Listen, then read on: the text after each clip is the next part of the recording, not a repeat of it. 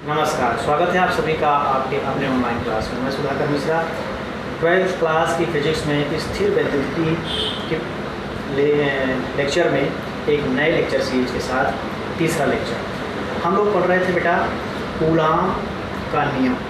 Coulomb के नियम में छोटे छोटे हमें कई पॉइंट्स पढ़ने हैं पूरे नियम को कंबाइंड करने के लिए। तो इस नियम से संबंधित हमने दो बातें पढ़ ली थी।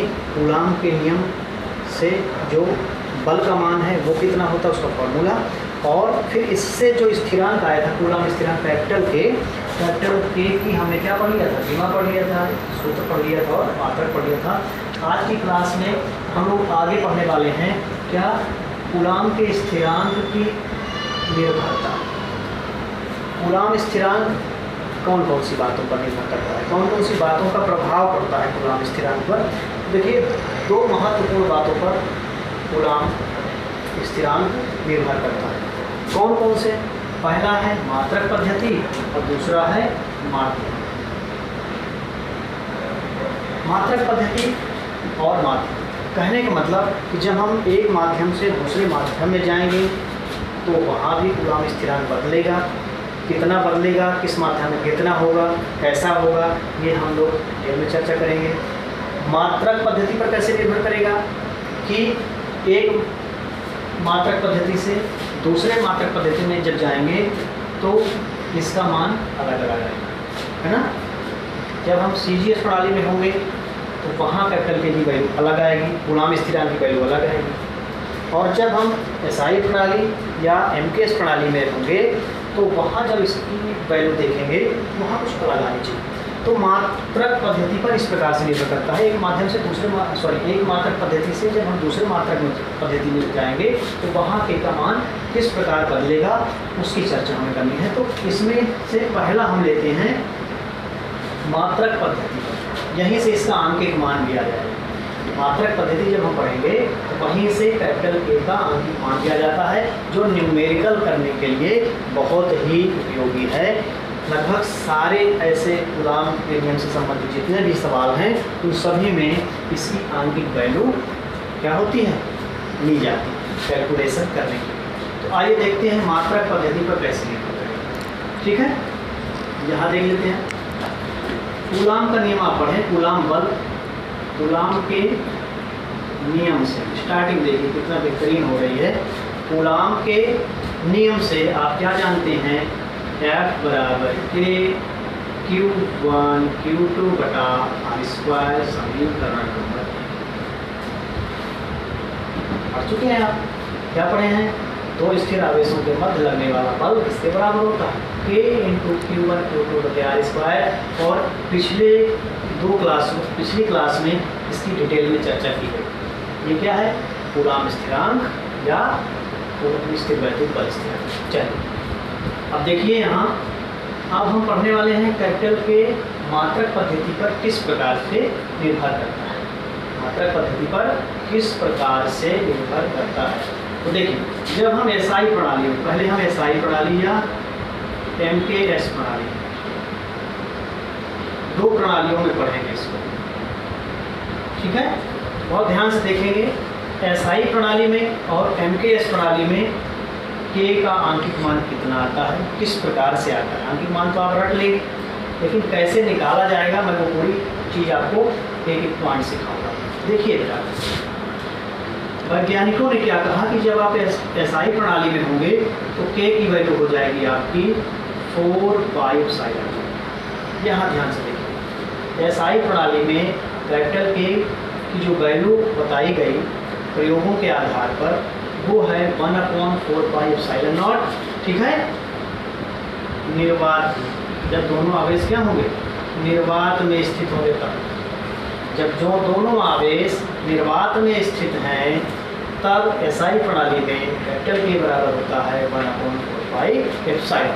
मतलब कहने का मतलब क्या, K की जगह हम ये भी लिख सकते हैं, K की जगह हम ये वैल्यू भी लिख सकते हैं 1/4πε0।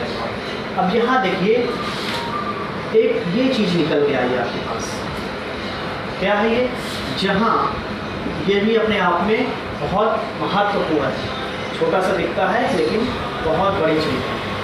जहाँ एप्सिलॉन नॉट क्या है बेटा, निर्वात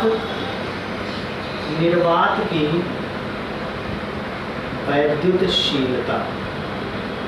अब आप कहोगे सर वैद्युतशीलता क्या होती है, क्या कहोगे आप सर वैद्युतशीलता क्या होती है? तो पहले तो आप ये देखिए कि एसआई प्रणाली में के की वैल्यू होती है 1/4 एप्सिलॉन नॉट, जहाँ एप्सिलॉन नॉट ये प्रेजेंट करता है कि दोनों आवेश कहाँ रखे हुए हैं, निर्वात या वायु में रखे हुए हैं।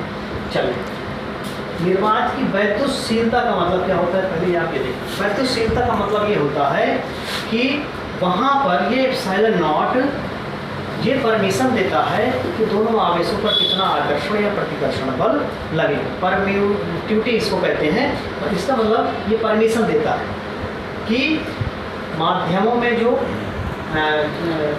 दो बिंदु आवेश है उन पर कितना आकर्षण बल या कितना प्रतिकर्षण बल लगेगा, उसकी परमिशन ये देता है। इसको निर्वात की वैद्युतशीलता कहते हैं। ठीक है, तो बताइए K बराबर 1/4 एप्सिलॉन नॉट हुआ। ठीक, जहाँ एप्सिलॉन नॉट क्या है, इसको ध्यान रखना है आप। एप्सिलॉन 0 भी बोल सकते हो, एप्सिलॉन नॉट भी बोल सकते हो, एप्सिलॉन 0 भी बोल सकते हो, ज़्यादातर एप्सिलॉन नॉट बोला जाता है। तो क्या हुआ बेटा, एप्सिलॉन नॉट बराबर निर्वात की वैद्युतशीलता। इसकी भी चर्चा हम लोग पूरी एक क्लास के माध्यम से करेंगे, एक डिटेल में करेंगे, लेकिन फिलहाल अभी यहाँ आप ये समझ लीजिए कि इसका जो आंकिक मान होता है बेटा, इसका आंकिक मान होता है 8.85 × 10⁻8। आप जब क्लास पढ़ रहे हों, वीडियो देख रहे हों, तो आप एक कॉपी और पेन लेके ज़रूर बैठें, ताकि जितने भी महत्वपूर्ण पॉइंट्स आपको बताए जा रहे हैं बेटा, तो उनको आप नोट करते चलें। ये बिल्कुल 100% महत्वपूर्ण चीज़ें हैं, आपको फिर मिलने वाली है ना। तो बताइए, एप्सिलॉन नॉट कभी भी आपसे पूछा जाए एप्सिलॉन नॉट क्या है क्या, या आपसे पूछा जाए निर्वात की वैद्युतशीलता किससे रिप्रेजेंट करते हैं, कभी कोई आपसे सवाल पूछ लिया एप्सिलॉन नॉट से, अब कहा गया एप्सिलॉन नॉट है क्या, निर्वात की वैद्युतशीलता, इसका मतलब क्या है, मतलब इसका ये है कि दोनों आवेशों के मध्य कितना आकर्षण या प्रतिकर्षण बल लगेगा, इस बात की परमिशन देता है आदि। ठीक है, तो इसका जो आंकिक मान होता है बेटा 8.85 × 10⁻12,